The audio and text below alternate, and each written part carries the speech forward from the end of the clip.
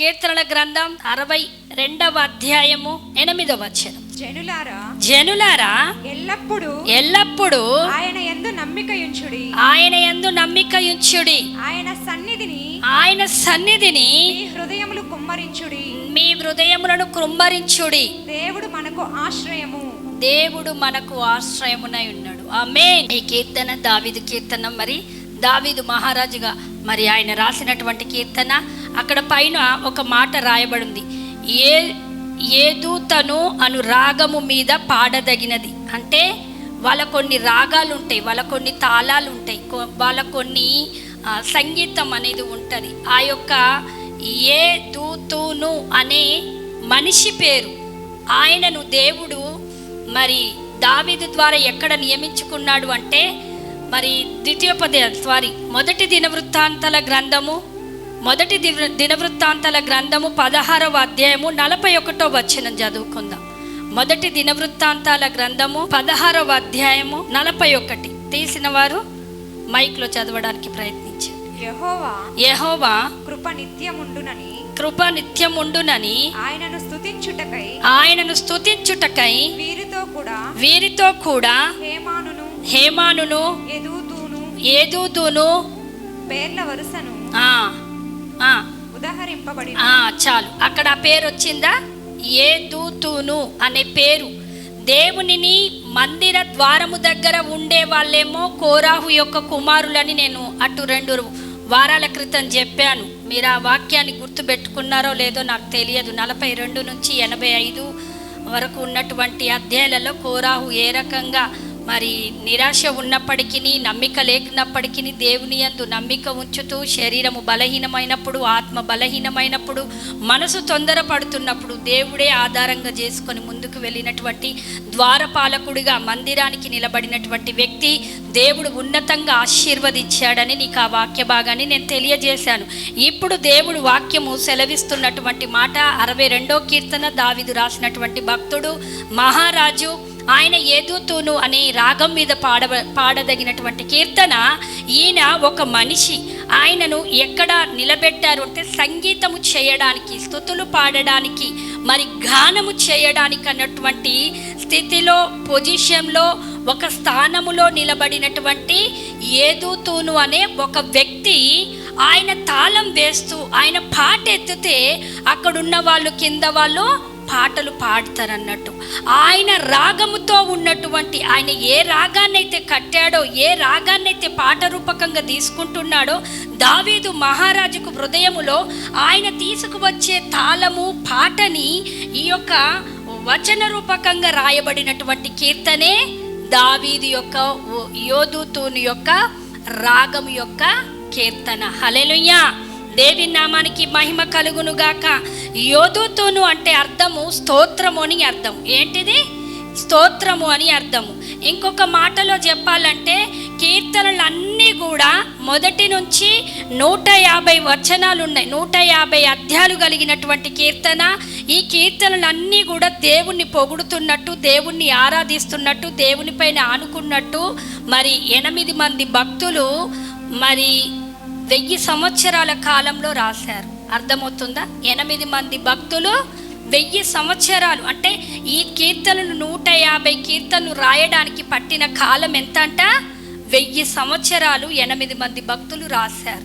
So వాళ్ళ అనుభవాల గుండా దేవుణ్ణి స్తుతించడం, వాళ్ళ అనుభవాల గుండా దేవుణ్ణి ఆరాధించడం, ఏ రకంగా ఆరాధించాలి, దేవుణ్ణి ఏ రకంగా స్తుతించాలి అనేది ఈ కీర్తన గ్రంథం అంతా కూడా తెలియజేస్తూ ఉంది. హెబ్రీ భాషలో చెప్పుకుంటే దేహిన్లీ అనే మాట అంటారు. స్తుతించడము, కీర్తన అంటే అర్థం ఏంటంటే హెబ్రీ భాషలో దేహిన్లీ అనే అర్థము. మన భాషలో ఏమంటామంటే స్తుతించుట, స్తుతి గీతం పాడుట. అర్థమవుతుందా? నేను చెప్పిన మాటలన్నీ కూడా అర్థమవుతున్న వారు హల్లెలూయా. దేవుని నామానికి మహిమ కలుగునుగాక. అటువంటి రాగంతో కూడినటువంటి మరి దేవుడు చేసినటువంటి ఈ కీర్తన మరి 1 నుంచి 12 వచనాల వరకు కూడా మరి రాయబడినటువంటి వచనాలన్నీ కూడా ఉన్నవి. మిమ్మల్ని ఒక్క ప్రశ్న అడిగి నేను ముందుకు వెళ్ళాలని నేను ఆశపడుతూ ఉన్నా. జనులారా ఏమని ఉందంటే జనులారా జనులారా ఎల్లప్పుడూను ఆయన యందు నమ్మిక ఉంచుడి. ఏ జనులు? సంఘములో ఉండే జనులు, క్రైస్తవులనే జనులు, దేవుని యందు విశ్వాసం ఉంచే జనులు, ఆయన రక్తంలో కడగబడిన ప్రతి జనులందరూ ఆయన యందు నమ్మిక ఉంచుడు. కంటిన్యూషన్ చేయండి సిస్టర్. ఆయన సన్నిధిని మీ హృదయములను కుమ్మరించుడి. దేవుడు మనకు ఆశ్రయం ఉన్నాడు. దేవుణ్ణి మనము నమ్మిక ఇచ్చినప్పుడు దేవునికి మన హృదయాలలో ఉన్నటువంటి బాధను, వేదనను, కన్నీరును నీళ్ళలాగా కుమ్మరించుకుంటేనంట దేవుడు మనకు ఆశ్రయ దుర్గముగా ఉంటాడు అని మరి దావీదు భక్తుడు కీర్తన పూర్వకంగా రాసి ఉన్నాడు. మిమ్మల్ని ఒక్క ప్రశ్న అడుగుతాను, ఆ ప్రశ్న కరెక్ట్గా సమాధానం చెప్పండి. తెలియని వాళ్ళు కూడా మరి తెలియలేకపోయినా నో ప్రాబ్లం, కానీ ఖచ్చితంగా చెప్పాలి. అది అందరికీ తెలిసి ఉండాలని మరి ప్రభు పేరట మీకు తెలియజేస్తా ఉన్నాను. దేవుడు శక్తి కలిగిన దేవుడు, దేవుడు గొప్పవాడు, దేవుడికి అసాధ్యమైనది ఏది లేదు. కానీ దేవుడు రెండు చేసుకోలేడు. ఏంటిదో చెప్తారా? దేవుడు గొప్పవాడు, శక్తి కలిగిన దేవుడు, దేవుడు ఆయనకు అసాధ్యమైనది ఏదీ లేదని చెప్పుకున్న దేవుడు తనకై తాను ఏమి చేసుకోలేడు. అదేందో చెప్పగలిగితే తనకై తాను ఏమి చేసుకోలేనటువంటి దేవుడు. మనిషి కావాలి, లేకపోతే ఇంకెవరన్నా కావాలి. దేవుడు తనకై తాను ఒకటి చెయ్యలేడు. అదేంటిదో చెప్తారా? దేవుడికై దేవుడు స్తుతించుకోలేడు. గట్టిగా చప్పట్లు కొట్టి దేవుని నామాన్ని మహిమపరచు. గట్టిగా దేవుడికై దేవుడు స్తుతించుకోలేడు. ఆమేనండి. దేవుణ్ణి స్తుతించడానికి ఆదిలో చూస్తే భూమి నిరాకారంగాను శూన్యంగా ఉన్నప్పుడు, భూమి మీదకి దేవుని ఆత్మ అల్లాడుతున్నప్పుడు, దేవుని వాక్కు విడుదలైనప్పుడు వెలుగు కలిగింది. సూర్య చంద్ర నక్షత్రాలు, భూమి, చెట్లు, పక్షులు, గుట్టలు, నదులు, ఎవ్రీథింగ్ దేవుని స్తుతించడం మొదలు పెట్టాయట. ఆమేన్.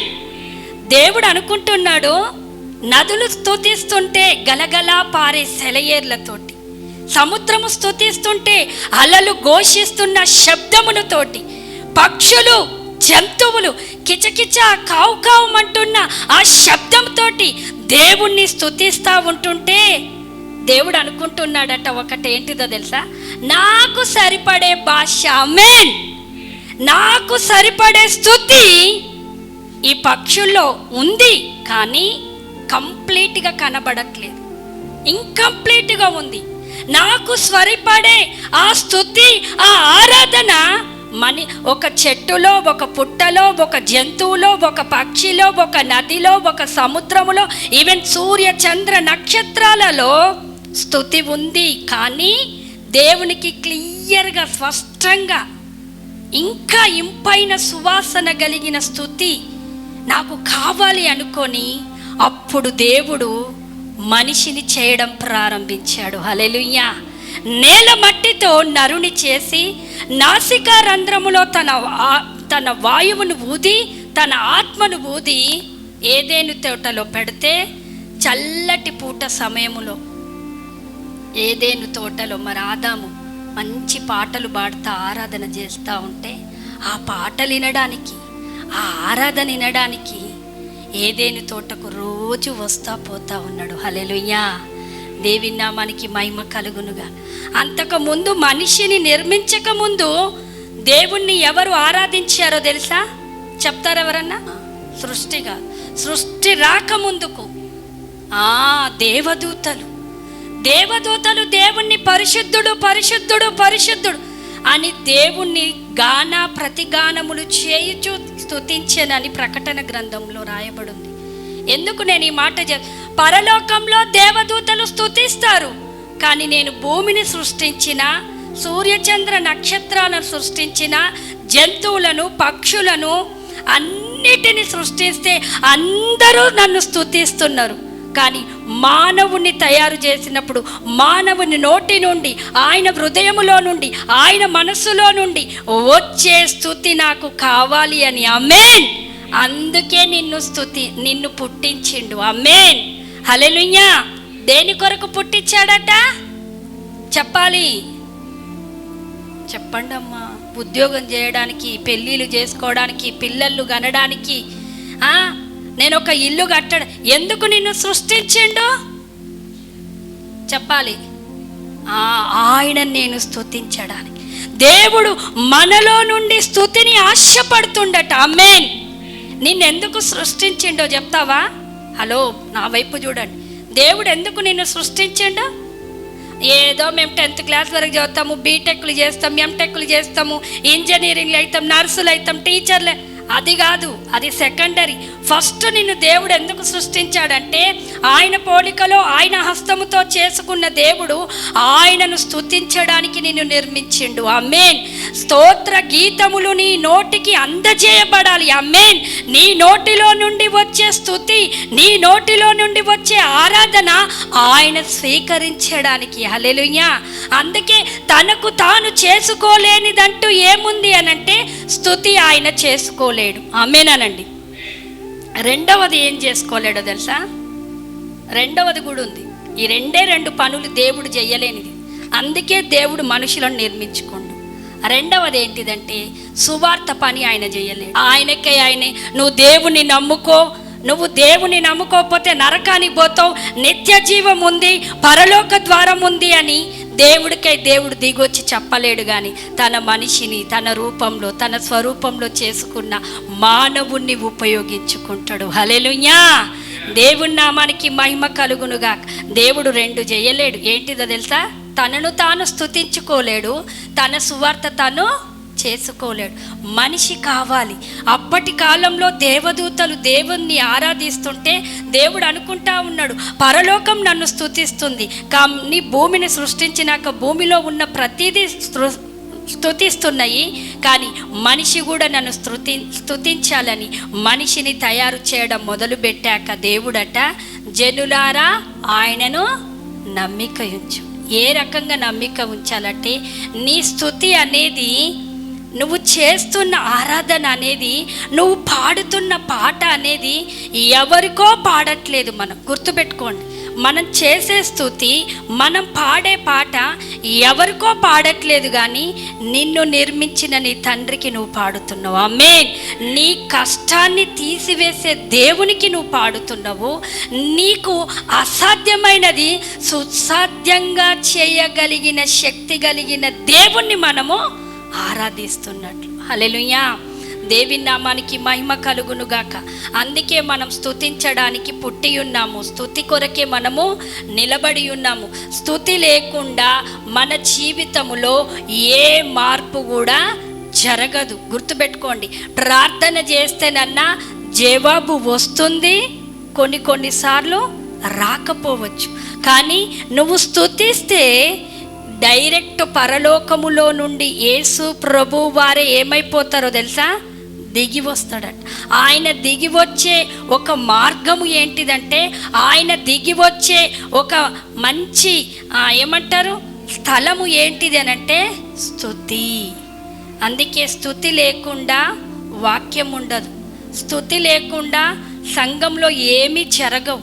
అందుకే దైవజనుడు 3 వారాల నుండి చెప్తా ఉన్నాడు, ఏమని? గీలాదు అంటే అర్థం ఏందో తెలుసా? 2 అర్థాలు ఉన్నాయి. ఒకటి ఎత్తైన కొండ, రెండవది ఏంటిది? గీలాదు అంటే ఆరాధన. ఎత్తైన కొండ మీద ఎవరుండాలి? నీవు నీ దేవుడు కలిసి అన్నీ మర్చిపోయి నువ్వు స్తుతిస్తూ ఆరాధిస్తున్నప్పుడు గుగ్గిలము. ఇప్పుడు బాలింతలు, ప్రెగ్నెన్సీ, డెలివరీ అయిన వాళ్ళకి అదేందో ఏమో వేస్తారు కదా, పొగను ఏమంటారు? సాంబ్రాన్ని వేస్తా ఉంటారు. ఎందుకో తెలుసా? ఎవరైనా చెప్పగలుగుతారు ఎందుకు వేస్తారు? బాలింతలు అయినప్పుడు పుట్టిన పిల్లకి తల్లికి సాంబ్రాన్ని ఇంట్లో అంతా స్ప్రెడ్ చేస్తారు. ఎందుకు చేస్తారో తెలుసా? ఎవరికైనా తెలుసా? ఏం తెలియకుండా ఎందుకు ఎత్తురమ్మ? మరి మనోళ్ళు ఎందుకు ఎత్తురో కూడా, పెద్దోళ్ళు వేస్తురు, మేము, మా అమ్మ ఎత్తుంది, మా అవ్వ ఎత్తుంది, మా తాత ఎత్తుంది, ముత్త అందరూ వేసుకుంటాం. ఎందుకో తెలుసా? క్రిములు చంపివేయడానికి. ఆ ఇన్ఫెక్షన్ అన్నది ఏం చేయడానికి? ఇంట్లో దోమలు, పురుగులు, కీటకాలు ఏమేమి ఉంటాయో ఆ సాంబ్రాణి పొగ అంతా వేస్తే ఇంట్లో ఏము పసిబిడ్డకి ఏడ కుడతాయో చేస్తాయోనని ఆ పొగ ద్వారా అవన్నీ నిర్మూలమవుతాయి. దాన్ని ఏమన్నాం ఇప్పుడు పేరు? సాంబ్రాణి. సాంబ్రానికి అంత శక్తి ఉంటే అప్పటి కాలంలో ఎత్తైన కొండ మీద మరి దేవుణ్ణి ఆరాధించేటప్పుడు గుగ్గిలమేసి దేవునికి ఏం చేసేవారంటే మరి బలి అర్పించే ఆ సువాసనతో దేవుడు ఏమైపోయేవాడంటే స్వీకరించి ఎవరు ఎంత మరి సువాసనను అందిస్తారో ఆ సువాసనను స్వీకరించి దేవుడు ఆ ఎత్తైన కొండ మీదకి దిగి వచ్చేవాడట. హల్లెలూయా. నేనంటాను, గీలాదు అంటే అర్థం ఏందనంటే ఎత్తైనటువంటి స్థలము, ఆరాధన స్థలము, ఎత్తైనటువంటి ప్రదేశము, దేవుణ్ణి కలుసుకునే ప్రదేశములో నీవు నీ దేవుడు తప్ప ఇంకెవరు కనబడద్దు. నీ భర్త, నీ పిల్లలు, నీ సమస్యలు, నీ రోగాలు, నీ అప్పులు, నీకేమున్నా ప్రతిదీ పక్కన పెట్టి నేను నా దేవుడు ఏకాంత కొండపైన ఆరాధిస్తూ స్తుతిస్తూ దేవునికి సమీపంగా వెళ్తున్నప్పుడు గుగ్గిలము గనక ఏ రకమైనటువంటి మంచి సువాసన తీసుకొస్తుందో, దేవుడు దిగొచ్చినప్పుడు సువాసన కలిగినటువంటి స్వస్థత కావచ్చు, దీవెన కావచ్చు, ఆశీర్వాదం కావచ్చు, దేవుడు తీసుకొస్తాడు. హల్లెలూయా. దేవి నామానికి మహిమ కలుగును. అందుకే చాలామంది చర్చెస్లలో, చాలామంది సంఘాలలో ఆరాధనకు ఎక్కువ ప్రాముఖ్యతనివ్వరు. కొన్ని సంఘాలలో ఆరాధన అంటే ఏం చేస్తారో తెలుసా మీకు? కొన్ని సంఘాలు తెలుసా? ప్రార్థన చేస్తారు, విజ్ఞాపనలు చేస్తారు. ఆరాధన అంటే అది కాదు. ఆరాధన అంటే అది కాదు. దేవుడికై దేవుడు చేసుకోలేనిది ఇది ఒక్కటే. దేవుడు ఇప్పుడు చూడండి, యేసు ప్రభు వారు ఈ భూమి మీదకి వచ్చి తిరిగిపోయాక తండ్రి కుడిపార్చాన కూర్చొని నీ కొరకు నా కొరకు ఏం చేస్తుండు? ఆయన విజ్ఞాపన చేస్తుండు. నీ కొరకు నా కొరకు దేవుణ్ణి స్తుతిస్తుండు తండ్రి యేసు ప్రభు వారు అని ఉందా? లేదు. ఆయన ప్రార్థనన్నా చేయగలుగుతుండు. స్తుతి దేవదూతలు అక్కడ చేస్తున్నారు. కానీ నా పోలికలో చేయబడిన దేవుని బిడ్డ నోటిలో నుండి స్తుతి అర్పణ ఉండాలి. చప్పట్లు కొట్టి దేవి నామాన్ని మహిమపరచండి. దేవుని ఆరాధన ఉండాలని దేవుడు ఆశపడుతూ ఉన్నాడు. దేవదూతలను చూసినప్పుడు పరలోకంలో దేవదూతలే నన్ను ఆరాధిస్తున్నాయి, కానీ భూమి మీదకి వచ్చినప్పుడట, భూమిని తొంగి చూసినప్పుడట, కీర్తన గ్రంథం 14వ అధ్యాయం తీయండి. కీర్తన గ్రంథం 14వ అధ్యాయం 2వ వచనం, 33వ అధ్యాయం 13వ వచనం, ఈ 2 వచనాలు పక్క పక్కన పెట్టుకోనండి. వివేకము కలిగి దేవుని వెదుకువారు కలరేమో అని యెహోవా ఆకాశము నుండి చూచి నరులను పరిశీలించెను. ఆమేన్. యెహోవా ఆకాశము నుండి వివేకము కలిగి దేవుడిని వెతుకుతున్నారా లేదా అని ఆకాశంలో నుండి చూస్తుండట. తర్వాత అక్కడ ఏమనుంది? పరిశీలన చేస్తున్నాడని. తర్వాత 33:13 వచనము, కీర్తన గ్రంథం 33:13, యెహోవా కనిపెట్టుచున్నాడు, ఆయన నరులందరినీ దృష్టించుచున్నాడు. ఆమేన్. పైన పరలోకములో యేసు ప్రభు సింహాసనం వేసుకొని కూర్చొని ఉన్నాడట. ఈ CFA మినిస్ట్రీ పైకి దృష్టి పెట్టిండు. ఆమేన్ అనండి. ఇంతమందుకు కిట్టు, మా పిల్లలు, మీరు, దైవజనుడు అందరం కలిసి ఆరాధన చేస్తున్నాం. ఆకాశములో నుండి కనిపెట్టుచున్నాడు. ఎట్లా ఆరాధన చేస్తున్నావని, ఎట్లా నువ్వు స్తుతిస్తున్నావని. లాస్ట్ వీక్ ఒక సిస్టర్ చెప్పారు, ఉన్న పాటనే వచ్చారు గుడికి. ఆరాధన చేస్తున్నాం, నీ మైండ్ ఎక్కడ పెట్టుకొని చేస్తున్నాం. అందుకే ఆకాశము నుండి నరులను కనిపెడుతుండట. స్తుతి కావాలనుకుంటున్న దేవుడు ఈజీగా యాక్సెప్ట్ చేయడు, అంగీకరించాడు. ఆకాశము నుండి తన సింహాసనము వేసుకొని ఆయన కన్నులు మన CFA సంఘం మీద పెడుతూ, ఆ భారతీ సిస్టర్ ఎట్లా చేస్తుంది, ఉషారాన్ సిస్టర్ ఎట్లా, ఆశని ఎట్లా చేస్తుంది, బ్రదర్ ఎట్లా చేస్తుండు, నేను ఎట్లా చేస్తున్నా, మా పిల్లలు ఎట్లా చేస్తారు. ఆరాధిద్దును హృదయాంతరంగముతో.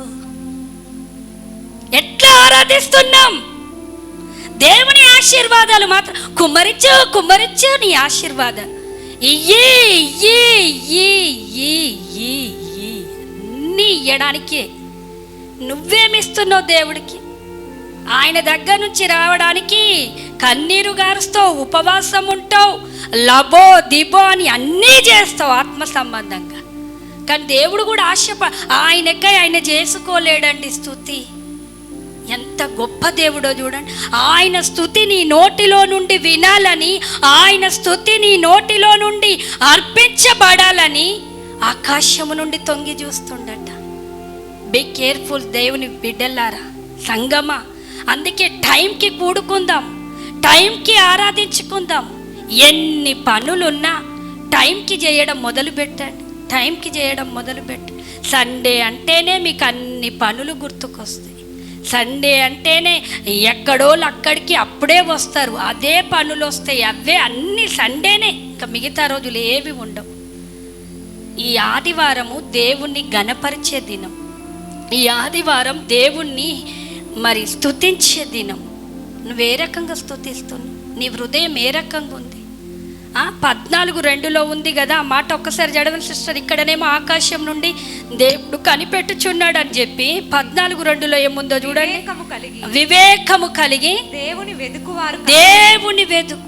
ఎట్లా నీ ఆశీర్వాదం ఎట్లా వెతకాలి తెలుసా? ఒక వస్తువు పోతే మనం ఎట్లా వెతుక్కుంటామో దేవుణ్ణి వెతికేది ఆరాధనతోటేనండి. చప్పట్లు కొట్టి దేవుని నామాన్ని మహిమపర. ఈ ఆరాధనలో ఉన్న శక్తిని గ్రహించక, స్తుతిలో ఉన్న శక్తిని గ్రహించక, పాటలో ఉన్న శక్తిని గ్రహించక, పాటలు అయిపోయాక ఆరాధన అయిపోయాక అన్ని ఏదో కొన్ని పరిస్థితుల వల్ల అయితేనేమో వాక్యానికి రండి. నేను అన్నీ సమకూర్చబడి అమ్మ వండి పెడుతుంది, తినేసి వస్తారు, అన్నీ చేస్తే కూడా టైంకి రాలేకపోతున్నారు.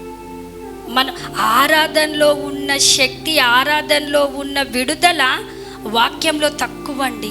నేను చెప్తున్నాను కదా, చాలా తక్కువ. అట్లా నేను వాక్యాన్ని నెగ్లెక్ట్ చేయట్లేదు. ఎందుకో తెలుసా? ఆరాధన చేస్తే దేవుడే దిగొస్తానంటుండు. చూడండి, మన నెల్లూరు సిటీకి ఇప్పుడు కొత్తగా ఎంపికైనటువంటి మన ముఖ్యమంత్రి ఎవరు? నారా చంద్రబాబు నాయుడు.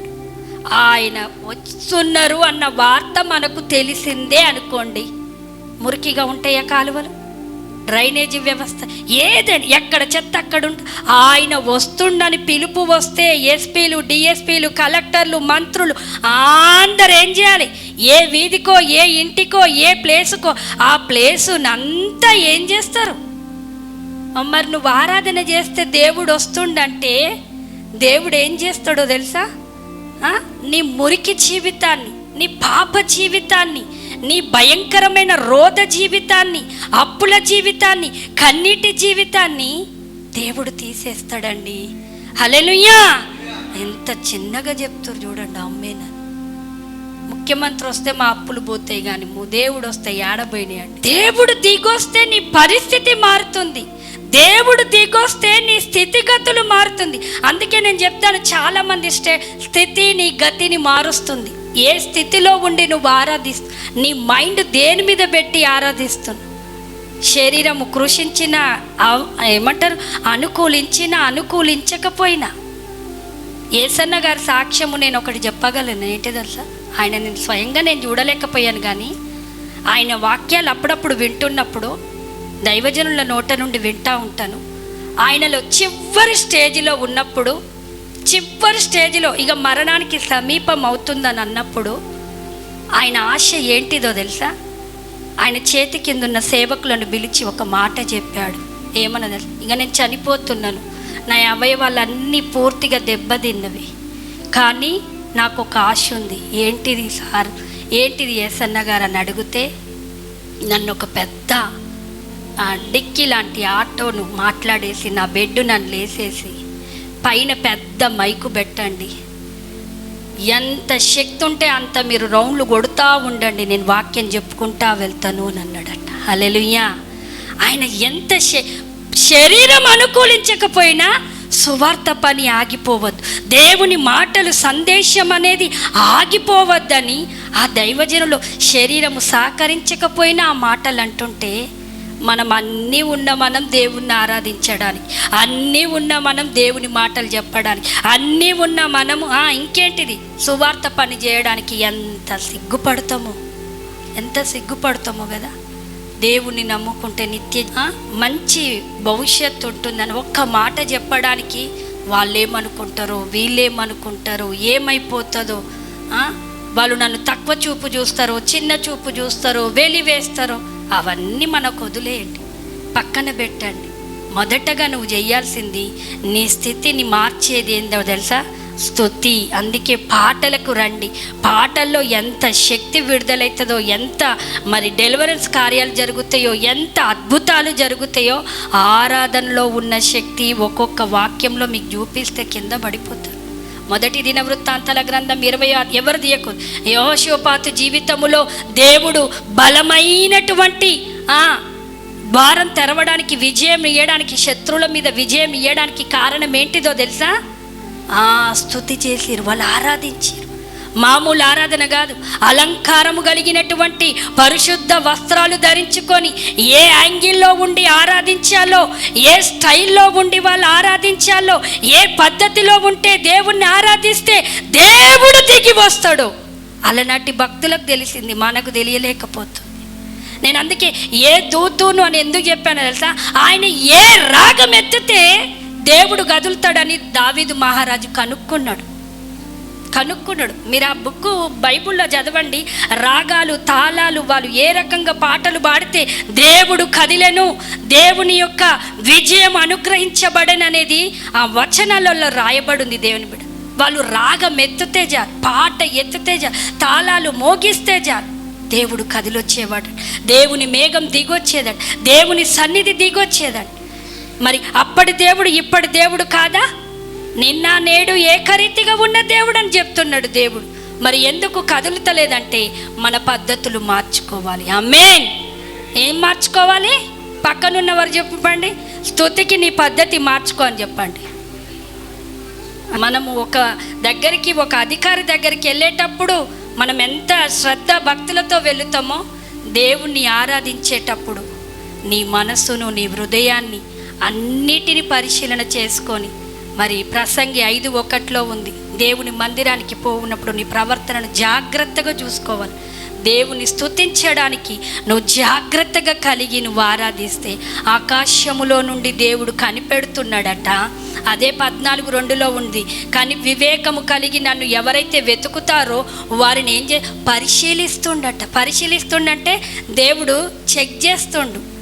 ఏమంటారు, ఇంకొక రకంగా చెప్పాలంటే కనిపెడతా ఉన్నాడు. ఈమె ఏ హృదయముతో ఆరాధిస్తుంది, ఏ మనసుతో ఆరాధిస్తుంది, మామూలుగా ఆరాధిస్తుంది, ఈమెకున్న కష్టము నిజమైన స్థితిలో నుండి ఆరాధిస్తుందా లేదా అని నీ అంతరంగాన్ని పరిశోధిస్తాడట. హల్లెలూయా. దేవి నామానికి మహిమ కలుగునుగా. అందుకే ఆరాధించేటప్పుడు పక్కవారిని చూడకండి. ఆరాధించేటప్పుడు అయ్యో నేను ఏడుస్తే వీళ్ళు నవ్వుతారు, అయ్యో నేను ఏడుస్తే వీళ్ళేమో, అవన్నీ మర్చిపోండి. దేవుని సన్నిధికి వచ్చావా, నిన్ను నువ్వు దేవునికి అప్పగించుకొని ఏకాంతరమైనటువంటి కొండపైకి నువ్వు వచ్చావు, సంగం అనే కొండలోనికి వచ్చావు, మరి గీలాదులోనికి వచ్చావు, ఆరాధనలోనికి వచ్చావు. నీవు నీ దేవుడు ఏకమై నువ్వు ఆరాధిస్తే ఆమేన్, గుగ్గిలం అనే స్వస్థత నీ మీదికి రాబోతుంది. చప్పట్లు కొట్టి దేవి నామాన్ని మహిమపరచండి. హల్లెలూయా. దేవి నామానికి మహిమ కలుగునుగాక.